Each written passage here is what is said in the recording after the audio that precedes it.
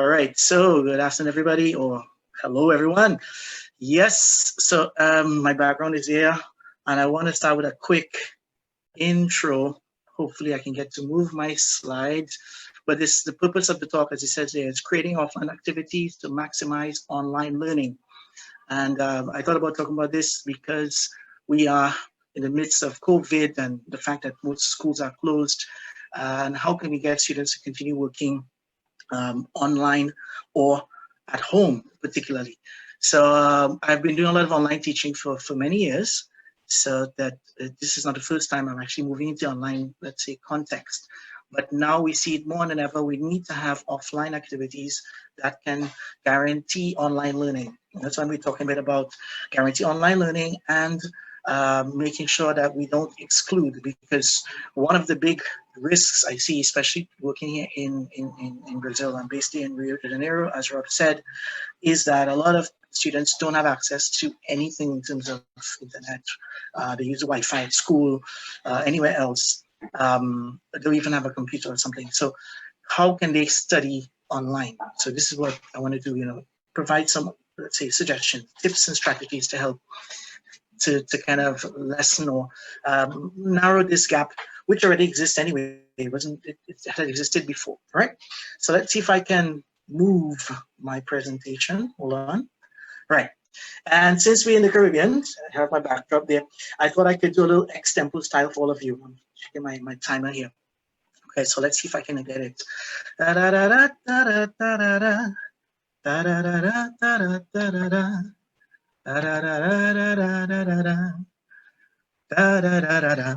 Well, I would like to present to you a little story that is tried and true about a young and adventurous Trini. Decided to live in another country. Decided to teach a language or two and dabbled with some teacher training too.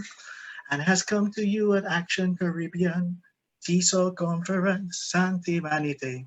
So I thought I'd just present myself like that because since we are in the Caribbean, right? And I hope you like it.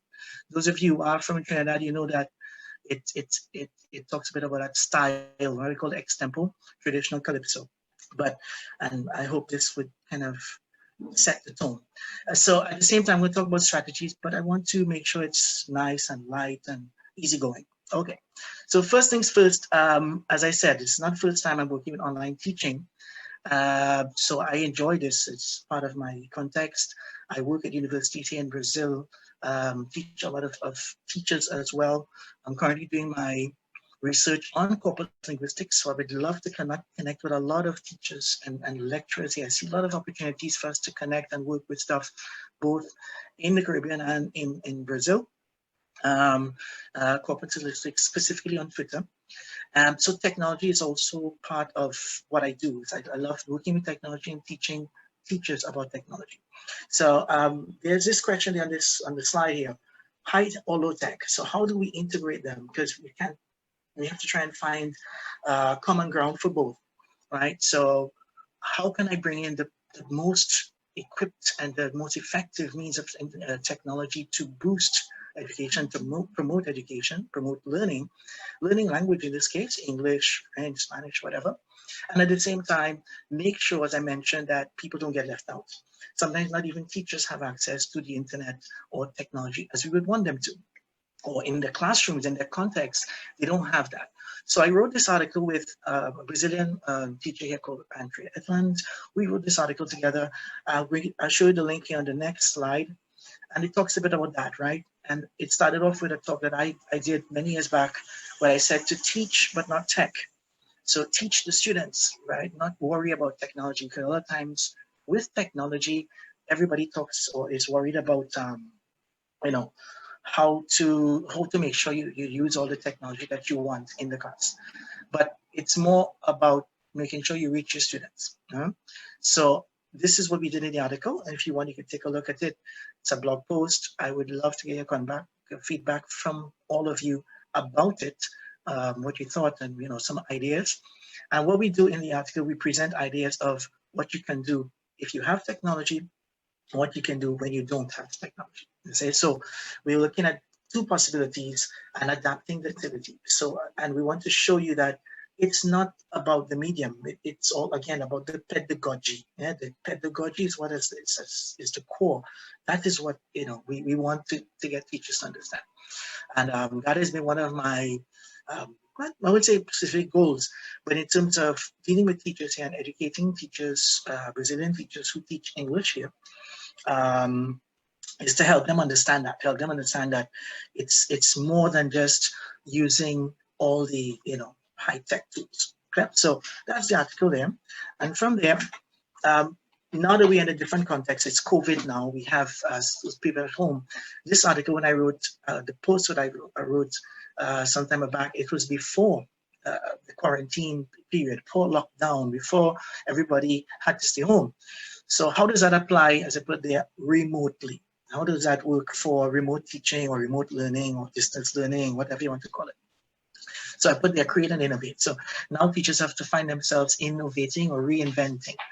Not necessarily in reinventing the wheel or methodology, but adapting. So it is a lot about adapting to a different context, a different setting, so that you make sure that students are still being given all the support they need, right? So this is what I've been trying to talk to teachers now about, is that they create and innovate, but don't hate it, don't feel, well, okay, now it's one more task. So how does this work, basically?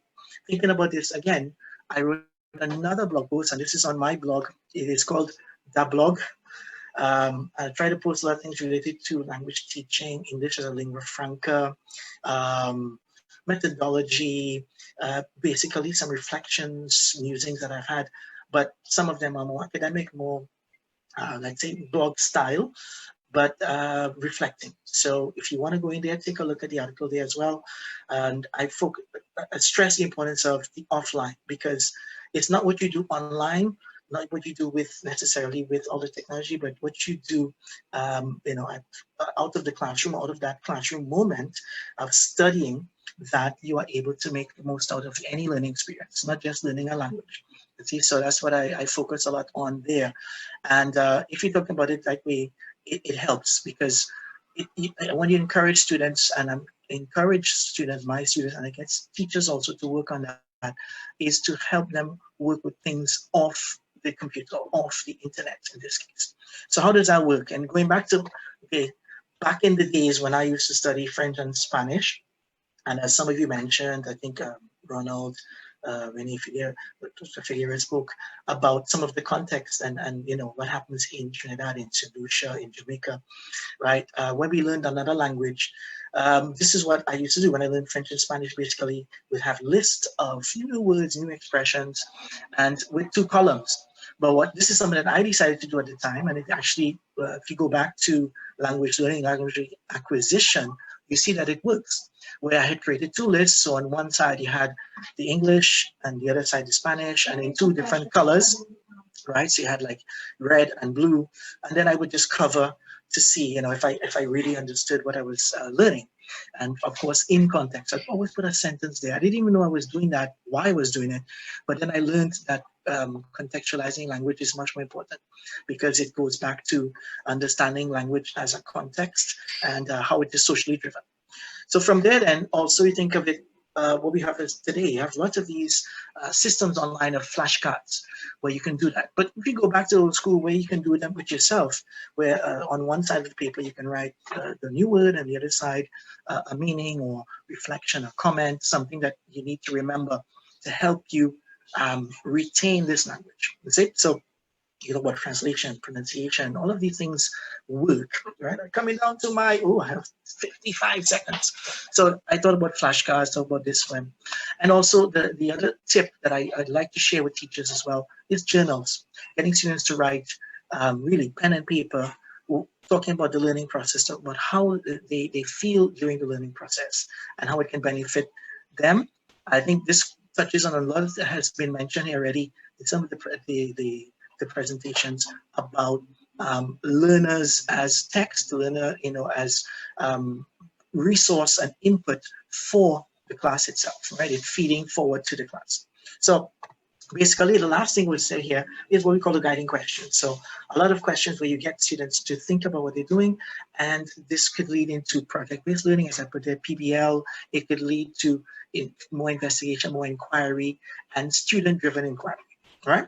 So I think this is basically what I have, and I'm done. 10 minutes sharp, but I wanted to show you little tips, 3 or 4 main tips of how you can work with online activities to boost what they do online. That's it, Rob. I'm good. I see you have some comments here. Hold on. Do we Very have some nice. comments? Very good.